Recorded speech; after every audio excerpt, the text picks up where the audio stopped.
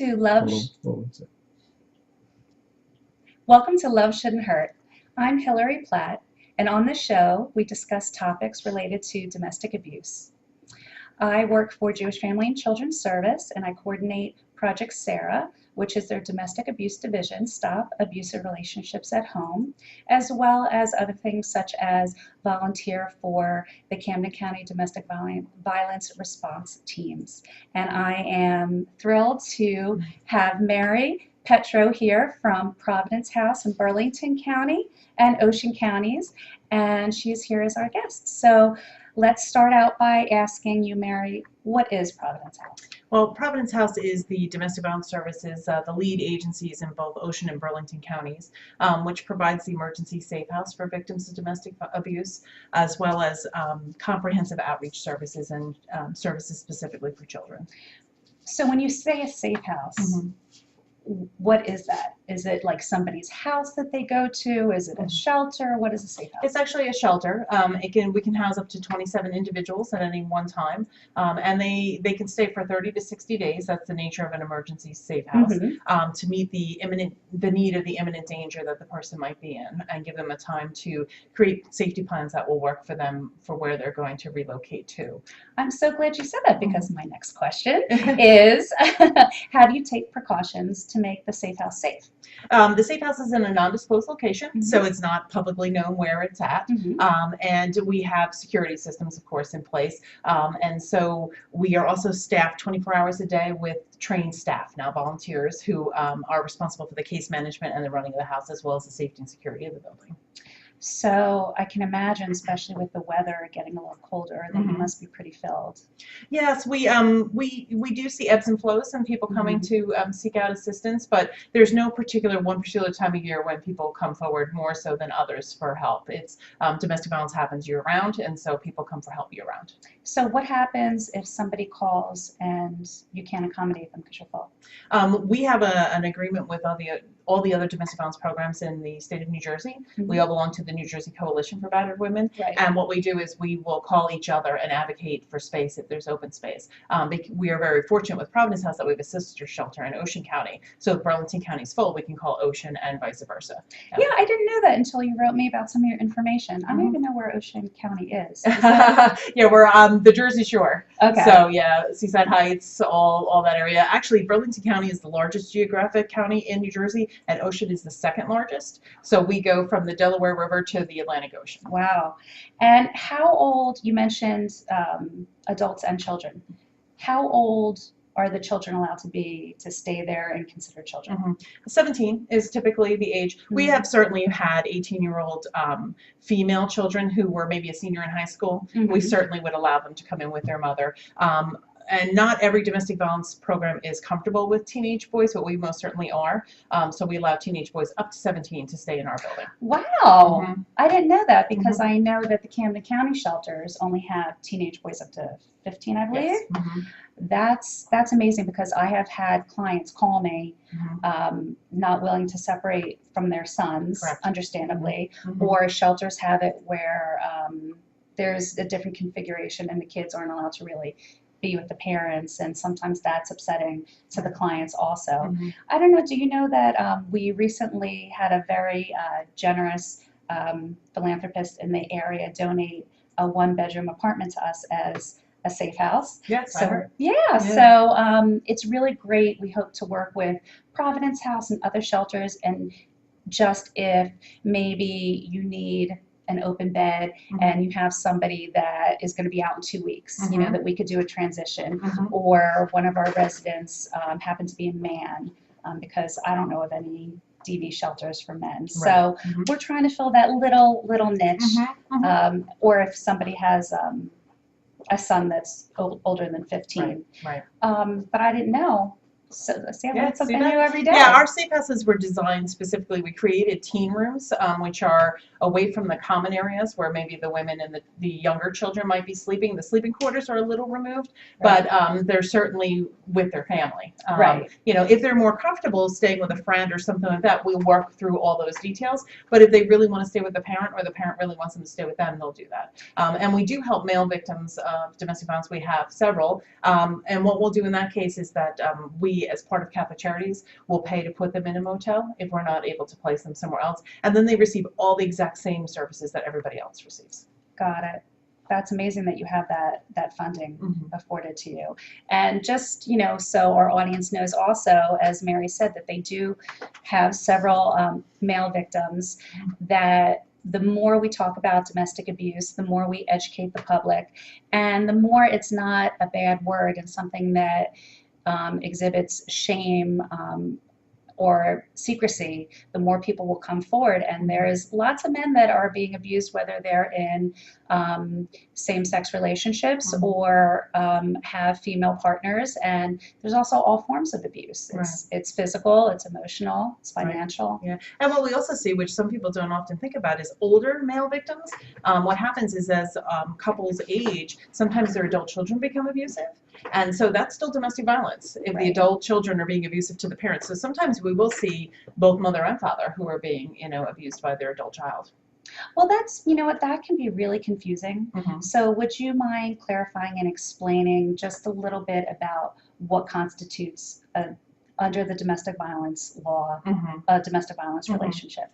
Yeah, I think sometimes, especially with older victims, it gets a little confusing about what is elder abuse and what is domestic violence, because it's not caretaker abuse. It's a blood relationship or somebody within the family unit who lives within the house. It's the primary way to kind of formulate what domestic violence is. So if there's a relationship, sometimes there's the courts will need to decide, as far as restraining orders, what constitutes the relationship, but they have pretty clear guidelines about people living together or sharing quarters and things like that. So, but dating violence has become very, very more recognized in our society. And what I'm pleased to see is that in the middle schools and the high schools, the guidance counselors and the teachers are taking that much more seriously. They don't necessarily always fall within the guidelines of having lived together, but they have a dating relationship. So there's always things that we can do. And what's important for domestic violence programs like yours and mine is that just because you don't fit the criteria of the law doesn't mean you don't fit our criteria.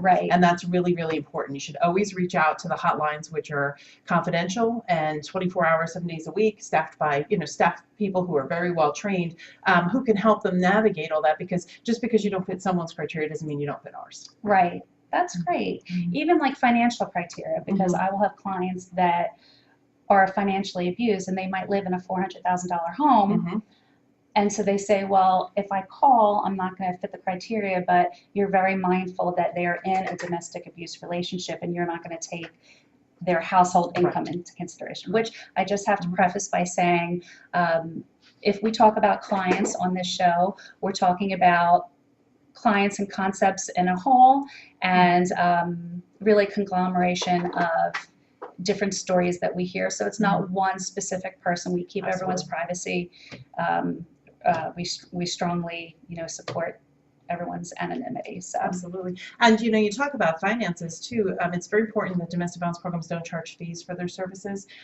Sometimes people think, well, if I have money, then I should go stay at a motel, or I have resources. Sometimes in an abusive situation, those resources get cut off.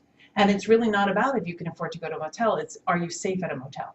It's really about safety. And so seeking out services and the different remedies that are available is the key. So everyone should reach out no matter what their financial situation is. Yeah, and actually we have to take a break soon. So when we get back from the break, I want to talk to you a little bit about your safety planning, whether someone is ready to go to a hotel, ready to stay with you, or not quite ready to leave their abusive situation. Because I heard your coworker Penny speak once, and it was amazing. It was when I first started, and she would say such specifics about how you help victims about their safety plans and things I never would have thought of. So I would love to talk about that when we come back. One more thing though about the kids. If I were a victim, one of the things I might be hesitant to go to a shelter is because my kids might not be able to keep going to their school and continue with their day-to-day activities. Is that true, or is there a way that the kids can keep going to their schools? They can absolutely still go to their schools. There's actually a state law that requires the home school to bus the children from the safe houses to their schools, so they can do that. Sometimes it becomes an issue of safety, and we give the option to the victim coming forward whether or not they want to continue to do that, but their children absolutely can continue to go to their schools. And what we'll do is work on some other safety measures within that safety plan to keep those kids safe while they're at their primary school. Okay, and another barrier that might stop somebody from going to a shelter or calling to get services or just talk to someone. If I were a victim and I were to call Providence House, because maybe I'm thinking that I'm ready to get out, or I don't know if I'm a victim and I want to talk about it with someone. If I disclose something to you about domestic abuse, are you mandated to report it? Absolutely not. The only mandates to report are child abuse, harm to yourself or harm to another. So domestic violence is not a reportable crime. So everything that is told to us is held in the strictest of confidentiality. Good. That's really good for people out there to know, so they feel safe calling. Absolutely. All right, are we ready to go to a break, Keith? Yes? Yep. All right. So we are going to go to commercial break, and when we come back, more with Mary from Providence House, and we'll talk about safety planning and some other issues with domestic. At Giorgio's, you'll find unique and exotic design.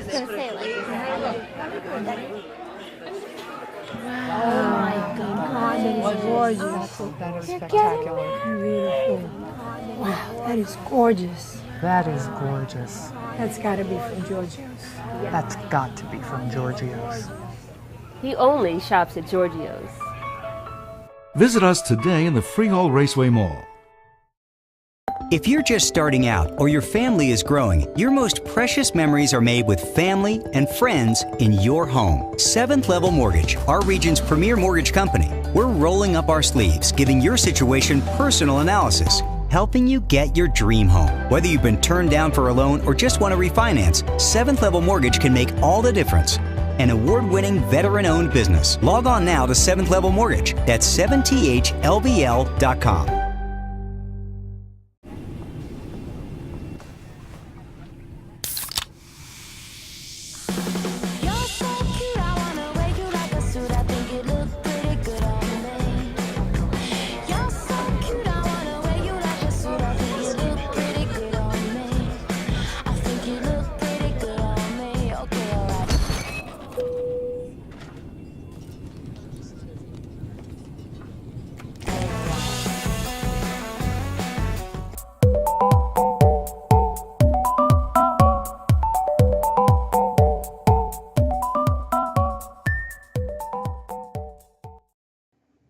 Welcome back to Love Shouldn't Hurt. I'm Hillary Platt.